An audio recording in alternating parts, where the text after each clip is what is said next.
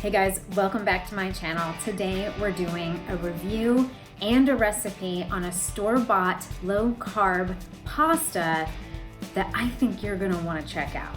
Wanna know what it is? Stay tuned and let's do this.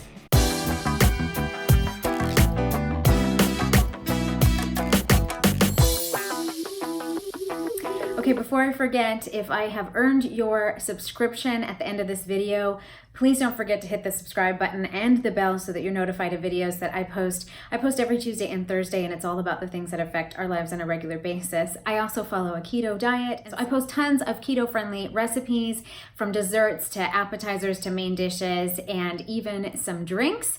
So check out that playlist if you are interested in sugar-free, grain-free, all of that kind of keto lifestyle stuff. And today I'm going to be showing you a pasta that I found on Amazon. It's from the Great Low Carb Bread Company, and there are some reviews on there that are not super favorable, that they're inedible and they taste terrible, and I've got a couple of thoughts on that, and I have a couple of pro tips on how to make them taste pretty much identical to regular pasta. So stay tuned to the end of this video to find out my 2 tips on how to make these amazing. But here they are. It is the Great Low Carb Bread Company. I buy the variety pack, which comes in a pack of 4. Now, I don't love the fettuccine. This is the fettuccine one. It's been partially used and restapled. But the reason that I don't love this one is just because it is real fragile and it comes broken. Amazon sends it a lot of times in a bag and not a box. And the other 3 varieties, like the penne pasta and the macaroni and stuff, those seem to be okay and hold up. But this one, as you can see, I mean, it comes pretty munched up. So not for flavor or anything, but the fact that this thing just breaks really easily. But I'm gonna take you into my kitchen, show you how I make it, as well as a marinated mozzarella tomato salad that we make that's so amazing and yummy. And so let's go into the kitchen and see how we do it. Okay, this is gonna be the easiest pasta salad ever. You're gonna get chicken stock. I have the organic Kirkland brand from Costco. I have 3 of the boxes in there because you're gonna need a lot of liquid. Next, this penne from the Great Low Carb Bread Company. It is 25 carbs, 18 fiber.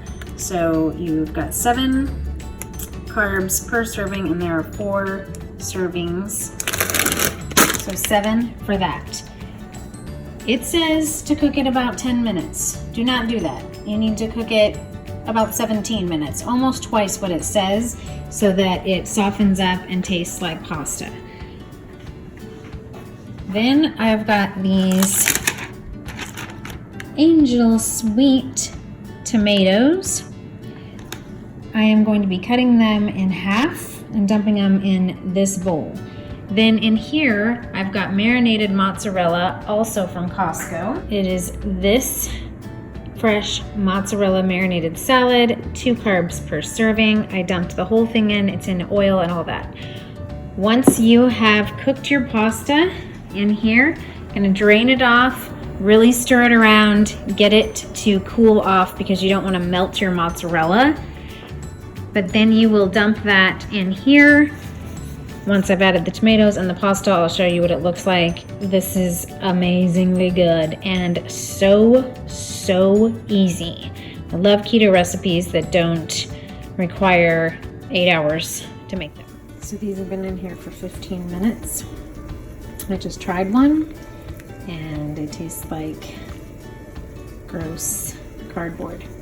So it needs probably another 5 minutes in here. Could be 20 minutes before I take them out.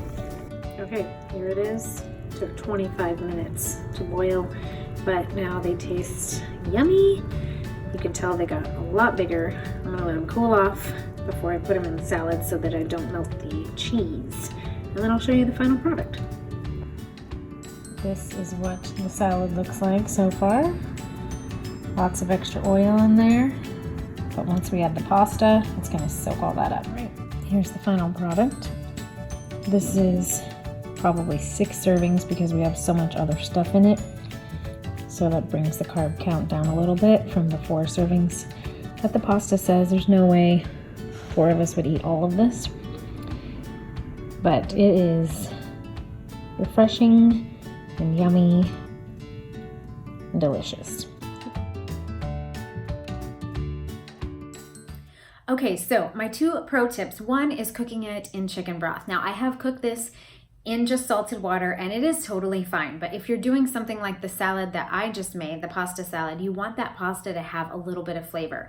The second cool thing about it is that because we put so much other stuff into it, and you could add grilled chicken into this as well, the pasta becomes an accent to your dish, not the main focus of your dish. So you don't have to eat as much of it to feel very satisfied, to get that pasta kick that we all love and miss on a keto diet. So I actually stretched this recipe to 7 servings because there are so many other ingredients in there.